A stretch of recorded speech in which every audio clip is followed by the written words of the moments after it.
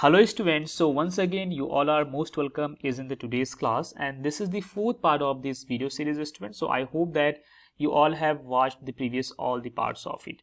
If you haven't, so please watch all that parts as well, because in that I have explained some of the very important phenomena of the light.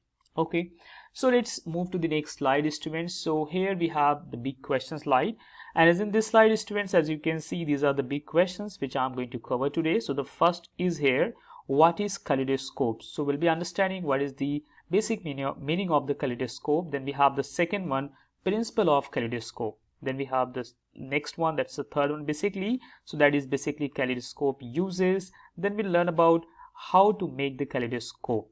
Okay, and as in the basically fourth number here, so we'll be also solving some of the important example on the light topic. Okay students, so that's extra for you. Okay, so the first heading is kaleidoscope. So students, when we say the kaleidoscope, so it is a kind of optical instrument consisting of two or more reflecting surfaces, isn't it? And these surfaces are inclined towards each other at a certain angle. And because of that reason, we obtain some symmetrical geometric design, or you can say patterns, isn't it? When viewed from one of the other end or one side basically. So basically meaning is what students? Kaleidoscope is a kind of optical instrument, isn't it? It's basically consisting of two or three reflecting surfaces. That's basically, that can be glass or any of the reflecting surfaces. And isn't the kaleidoscope basically by putting some of the pieces of the colored glasses, like colored glasses you can say, or some of the broken bangles, or you can say sequins or confetti, so we get to see some of the very interesting, beautiful symmetrical pattern, isn't it? So that is the kind of optical instrument that's we call kaleidoscope. Okay, so let me take you forward and explain you on what basic principle the kaleidoscope basically function or work. Okay, so here we have the principle of kaleidoscope. So principles used is in the kaleidoscope, basically it's basically laws of reflection only. So that's, we all know the laws of reflection. That's the first principle we use. And the second, we all know student, that's white light is a consist of 7 different color, and this is the order of the color. So that's a Vibgyor, indigo, blue, and then green, yellow, orange, and red. So it has some like what we call is in certain order because of the change in its wavelength. Okay, so when the white light incident on the surface of the mirror, okay, so it's get reflected at an angle such that the angle of incidence is equal to angle of reflection. So that's, we'll all know it's a laws of reflection only. So due to these multiple reflection of light, so there is a creation of this beautiful geometrical design that's we get to see is in the kaleidoscope. Okay, so that's the first principle you can say. And isn't the second principle of the kaleidoscope instruments here, when the white light passes through the colored object, because isn't the kaleidoscope we put some pieces of some broken pieces of the bangles you can say, or the glasses you can say, or you can say some sequins or confetti we put there. Okay, so when the white light passes through these colored object present is in the kaleidoscope, so that most of light is absorbed by these objects. So these are the two basic principles on which the kaleidoscope gives very interesting or very beautiful pattern. Okay, so now we have the next heading, that's the uses of the kaleidoscope. So generally where we use the kaleidoscope, so we have these two like basic uses of the kaleidoscope. So the first one is kaleidoscope produce beautiful pattern, that's we all know, and because of that reason it is used by fashion designers to get to produce some of the interesting patterns. Okay, interesting design you can say. And the second use of the kaleidoscope is basically it is used as a toy for the entertainment purpose. For small kids, they love to see, they love to view the interesting and beautiful patterns is in the kaleidoscope. So these are the two basic uses students, as you can see here. So let me show you some of the very beautiful pattern is in the kaleidoscope. So is in the kaleidoscope, basically it is the kind of tube with the reflecting surfaces. That's I explained you, it has some reflecting surfaces consisting of colored pieces of glass, okay, or you can say some sequins or confetti. Okay, by rotating the tube, symmetrical images are created. So let me show you, as you can see is in this picture here, joining picture. This lady is like weaving is in the kaleidoscope from one side, and other side she will get to see this kind of beautiful pattern, isn't it? So how this been possible? and how the kaleidoscope is like made of basically. So we are going to explore more it is in detailed manner. Okay, so let's make a kaleidoscope, right? So isn't this step number 1, students? First of all, what you have to do, first of all, students, you have to draw the 8 by 4 inches that's of a rectangle on a clear plastic report. So you might having some previous idea what is we call the clear plastic report cover. So it's look like this way. So this is the clear plastic report cover. So this is going to be the base of your kaleidoscope. So isn't this step number 1? You're going to take the clear plastic report cover and you have to just cut it is in the size of 8 by 4 inches. Okay, so it would be like this way. As you can see, this is the kind of like animation. You can follow this animation, and here you have to basically what we call cut it by using scissors along the sides. Okay, then you have to draw the line and split it into 3 strips and some extra margin. As you can see, this is the extra margin here. Okay, it is basically for the purpose of so that you can like fold it in a triangular shape, and the extra margin will help you to in folding and taping the triangular one, making the triangular shape basically. Okay, so isn't this step number 2, students? Now you have to fold the plastic along the lines to form a triangular shape. So isn't this step number 2? Now we'll be going to make the rectangular plastic cover is in the triangular shape. Okay, and the extra margin will help us to fold that in that manner and fix that is in that manner. So isn't this animation, as you can see, we have to make like that way, and this is the kind of way we have to strip here, and we have to make the triangular shape. And then after, students, we by using some like transparent tape, you have to fix it in proper manner. Okay, so this was the step number 2.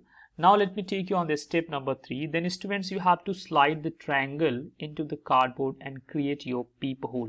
Okay, so isn't this step number 3, students? Basically what you have to do, you have to cut a paper towel that's rolled down to 8 inches around to make it like a cylindrical shape. Okay, the same size as triangle as the triangle we got is in the step number 2. Then we have to slide the plastic triangle into the paper towel roll. Okay, then, students, to create a peephole, turn the paper towel tube on one end standing upright, and then we have to trace a circle around it on a black construction. Okay, then, students, we have to pick a hole through the center of the circle using scissors or the sharp pencil and making it large enough to see so that you can see through it. So that's the step we are going to follow here. So let me show you the animation form so that you can get the clear like visual and clear idea of it. So this is the kind of like animation. As you can see, students, you have to put the triangle thing that you got in the step number 2 is in this like a cylindrical shape of the that's we made here. Okay, and it has to be having the same length, and you are going to put it inside in, and then you are going to what we call create a like peephole is in it. Okay, by using some black construction. Okay, students, so hope you understood now. Then after, you have to just fix it by using some tape. Okay, so now we have this step number 4 here. Then, students, what we have to do, we have to cut out a 4-inch square of the plastic wrap, and that should be in such manner. Okay, so we are going to like fix it in such a manner, and we are going to just put it inside, little inside, so that we will get some space here, and so that we can put the some like glittering object is in it. Okay, so is in this step number 5, students, we are going to fill the pouch that's we got that's is in the step number 4 with the beads and sequins and confetti. So here the meaning is meaning of like sequins and confetti is basically sequins. When we say it is a shiny round pieces of metal or plastic, that's basically, and confetti is basically pieces of colored paper. So and beads, you all know that. So we are going to put together is in the pouch these like object. So let me show you how we are going to do that so that you can get the clear understanding. So these are the 3 different things, as you can see is in this animation. So that can be beads and sequins and confetti is in it properly. Okay, is in the pouch basically. Then you have to wrap it again by using some like paper that's we call waxed paper is in the step number 6. we have to like use, and we have to over the pouch we have to wrap it again. Okay, by using some rubber or by using some like tape, you have to fix along the edges. So then you have to cut the extra margin that is there, so you have to cut that out. So as you can see is in this animation, is in this step number 7. Now you have to decorate your kaleidoscope from outside of its covering so that it's give you a very nice look. So you can use any of the decorating materials. So here as you can see is in this animation, so you can use any of the decorating material for the decoration purpose, so that you can get the nice look of your kaleidoscope. So this is the 7th step, students. Now we have the 8th step, is in that you're going to get to see the very nice, very beautiful pattern is in your kaleidoscope. Okay, so let me show you that is in the step number 8. You are getting very beautiful pattern of your kaleidoscope. So here you got your own kaleidoscope, students, and as in this way you can make your own kaleidoscope. So hope you all have understood and enjoyed this like learning of making kaleidoscope. Now students, one extra thing I have like taken for you. So this is a kind of numerical that's very, very important, so I have taken for your understanding purpose. So you can try this numerical first of all by your own way, then after you can like give me the answer is in like by using like your comment, and then after if you have like confusion is in solving of this numerical, so you can just see the further video. Okay, so here the question says a ray of light is incident normally on a plane mirror.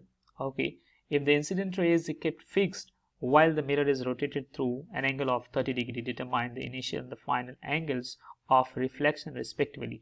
So we have to find out the initial and the final angles. Basically angle of reflection means to say the angles between the initial and final reflection. Okay, so that's the question here we have. So here you have got 4 options and you have to find out the right option for the given question. So students, here what is happening basically, let's say this is the reflecting surface, this is a plane mirror which I have placed is in the horizontal manner. Okay, so if a ray of light hit on like on this surface, so let's say this is the incident ray which is hitting here on the surface, and it is basically perpendicular, means to say it is normally hitting the plane mirror basically.